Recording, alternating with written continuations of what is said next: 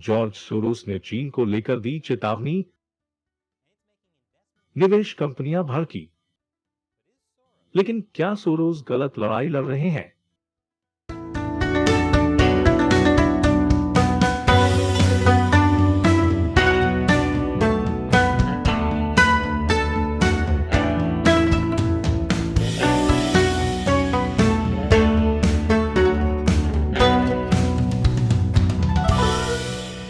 China uncensored में आपका स्वागत है। मैं क्रिस चैपल हूँ। यह एपिसोड सरफराज द्वारा प्रायोजित है। जब भी आप ऑनलाइन जाते हैं, यदि आप अपनी पहचान की रक्षा करना चाहते हैं, तो आपको सरफराज जैसे वीपीएन का उपयोग करना चाहिए। आप जानते हैं, अरबपति निवेशक जॉर्ज सोरोस और मेरे बीच बहुत कुछ समान है। ऐसा कुछ है जो मैंने कभी नहीं सोचा था कि मैं कहूँगा। लेकिन जैसा कि आप जानते हैं, मैं वॉल स्ट्रीट की बड़ी निवेश फर्मों, विशेष रूप से ब्लैक रॉक की चीन पर इतनी तेजी के लिए बहुत आलोचना करता रहा हूँ। भले ही चीनी कम्युनिस्ट पार्टी अर्थव्यवस्था पर अपनी पकड़ मजबूत कर रही है, जिसकी कीमत निवेशकों को $3 ट्रिलियन है, ब्लैक रॉक लोगों को अपने निवेश को 3 गुना करने के लिए कह रहा है। इसलिए जब मैंने वॉल स्ट्रीट जर्नल में ब्लैक रॉक की आलोचना करते हुए इस अंश को देखा तो मैं थोड़ा हैरान हुआ। जॉर्ज सोरोस ने खुद लिखा है। उन्होंने लिखा कि चीन में अब अरबों डॉलर डालना एक दुखद गलती है। ये ब्लैक रॉक के ग्राहकों के लिए पैसे खोने की संभावना है, और इससे भी महत्वपूर्ण बात यह है कि ये यूएस और अन्य लोकतंत्रों के राष्ट्रीय सुरक्षा हितों को नुकसान पहुंचाएगा। पवित्र गाय। मैं जॉर्ज सोरोस से सहमत हूँ। एक अरबपति निवेशक होने के अलावा George Soros open society foundation के संस्थापक है, जो दुनिया भर में प्रगतिशील कारणों के लिए लाखों डॉलर देता है। लेकिन उस समय सोरोस चीन में भी एक बड़ा निवेशक था। उदाहरण के लिए 2009 में सोरोस ने चीन में $100 मिलियन से अधिक का निवेश किया।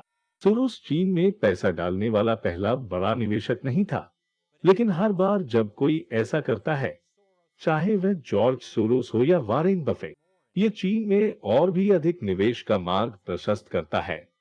लेकिन ये सुनिए, सोरोस लिखते हैं, ब्लैक रॉक ने राज्य के स्वामित्व वाले उद्यमों और निजी स्वामित्व वाली कंपनियों के बीच अंतर किया है, लेकिन ये वास्तविकता से बहुत दूर है।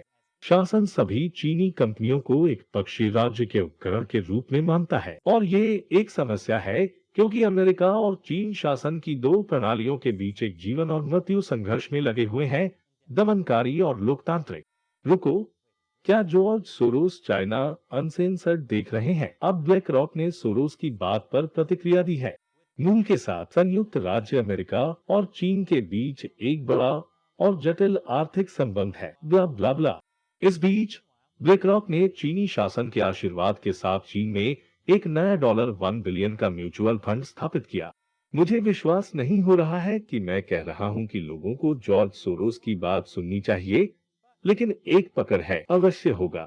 जैसा कि मैंने कहा, सोरोस वर्षों से चीन में विदेशी निवेश की लहर के लिए काफी हद तक जिम्मेदार है। उन्हें नहीं लगता कि चीन में निवेश करना समस्या है। उन्हें लगता है कि समस्या सिर्फ चीनी नेता शी जिनपिंग की है। अगस्त में वापस सोरोस ने वॉल स्ट्रीट जर्नल के लिए ये अंश लिखा, शी की तानाशाही से चीनी राज्य को खतरा है। यहीं पर जॉर्ज और मैं असहमत हैं। वास्तविकता यह है कि शी के सत्ता में आने से पहले से ही चीनी कम्युनिस्ट पार्टी एक क्रूर सत्तावादी शासन रही है। क्या आप जानते हैं कि पिछले नेताओं ने कितने लोगों की हत्या की? लेकिन लगता है कि सोरोस को इससे कोई समस्या नहीं है। सोरोस के बारे में बात करते हैं। डेंग जियाओपिंग सहमति नियम। माओ की मृत्यु के बाद डेंग शियाओपिंग मूल रूप से चीन में नंबर 1 व्यक्ति थे। वह रिफॉर्म और ओपनिंग अप कहे जाने वाले कार्यों के लिए जिम्मेदार था।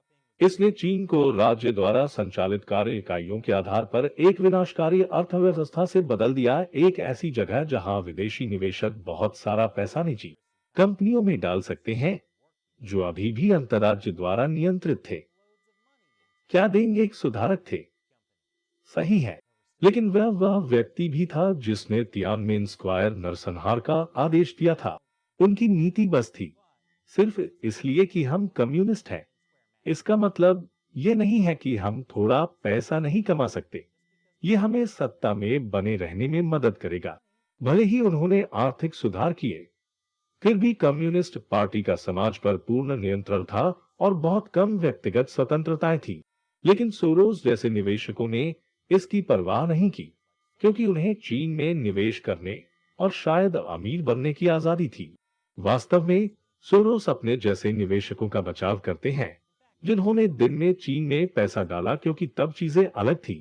पहले के प्रयासों को इस दावे से नैतिक रूप से उचित ठहराया जा सकता था कि वे देशों को करीब लाने के लिए पुलों का निर्माण कर रहे थे, लेकिन अब स्थिति पूरी तरह से अलग है। अब स्थिति बिल्कुल अलग क्यों है? क्योंकि बड़ा मतलबी भालू शी जिनपिंग साथ आ गया और अचानक आपके लिए पैसा कमाना इतना आसान नहीं रहा। फिर यहीं पर जॉर्ज और मैं असहमत हैं। सच्चाई ये है कि चीनी कम्युनिस्ट पार्टी हमेशा एक परजीवी रही है। उसने पश्चिम के संसाधनों को तब तक चूसा जब तक कि वह पश्चिम को चुनौती देने के लिए पर्याप्त शक्तिशाली नहीं हो गई, और अब वह पश्चिम से अलग होने की योजना बना रही है। शी जिनपिंग बस वही कर रहे हैं जो कम्युनिस्ट पार्टी ने हमेशा से योजना बनाई थी। लेकिन ऐसे लोग हैं जो इस विचार को हिला नहीं सकते कि समस्या शी है, न कि कम्युनिस्ट पार्टी। मैंने पहले लॉन्ग टेलीग्राम के बारे में बात की है। ये मूल रूप से एक यूएस चीन रणनीति तैयार करता है, जहां शी जिनपिंग समस्या है। ये मानता है कि अगर शी को बाहर कर दिया गया तो चीजें वापस सामान्य हो जाएंगी।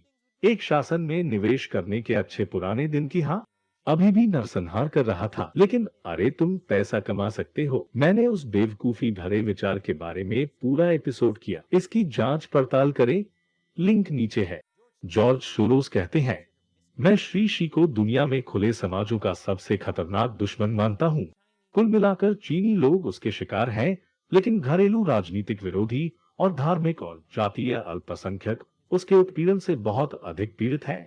हाँ, शी जातीय और धार्मिक अल्पसंख्यकों को सताते हैं, उनके सामने हर कम्युनिस्ट नेता की तरह, लेकिन राजनीतिक विरोधियों के लिए ठीक है।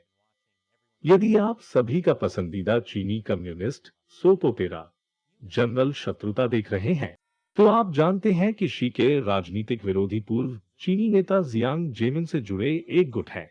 वह एक गंभीर रूप से बुरा दोस्त था। उन्होंने जबरन अंग कटाई का अभियान शुरू किया, जो चीनी लोगों को उनके अंगों के लिए मार रहा है और उन्हें लाभ के लिए बेच रहा है। लेकिन चीन में विदेशी निवेश बढ़ाने के लक्ष्य के साथ जियांग ने बहुत से पश्चिमी देशों को भी लुभाया। अगले साल कम्युनिस्ट पार्टी की एक महत्वपूर्ण बैठक है, जहां शी जिनपिंग को जियांग गुट द्वारा बेदखल किए जाने का खतरा है। भले ही शी एक बुरे आदमी है, इसका मतलब ये नहीं है कि उनके राजनीतिक विरोधी अच्छे लोग हैं। अगर जॉर्ज सोरोस चीनी लोगों को साम्यवाद के जुए में जीने के लिए मजबूर करने में मदद करने के बारे में गंभीर थे, तो वे कह रहे होंगे कि अमेरिका को चीन से अलग होने की जरूरत है। इसके बजाय वे कहते हैं चीन में अरबों डॉलर डालना एक दुखद गलती है। नहीं, चीन में किसी भी समय अरबों डॉलर डालना एक दुखद भूल थी। ये एक गलती थी जब आपने इसे एक दशक पहले किया था। ब्लैक रॉक जो कर रहा है, उसके साथ समस्या ये नहीं है, जैसा कि सोरोस कहते हैं, कि ब्लैक रॉक पहल अमेरिका और अन्य लोकतंत्रों के राष्ट्रीय सुरक्षा हितों को खतरे में डालती है, क्योंकि चीन में निवेश किया गया पैसा राष्ट्रपति शी के शासन को आगे बढ़ाने में मदद करेगा। समस्या ये है कि ये चीनी कम्युनिस्ट पार्टी को आगे बढ़ाने में मदद करता है। कभी कभी स्मार्ट लोग इतने मूर्ख हो सकते हैं, लेकिन आप में से जो लोग कम्युनिस्ट पार्टी के खतरों को समझते हैं, उनके लिए ये एपिसोड सरशार्क द्वारा प्रायोजित किया गया है।